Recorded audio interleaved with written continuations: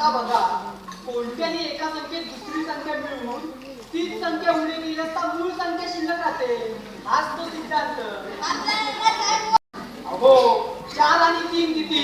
4 आणि 3 अंकशास्त्री तुम्ही सांगा. 4 आणि 3 8 बरोबर.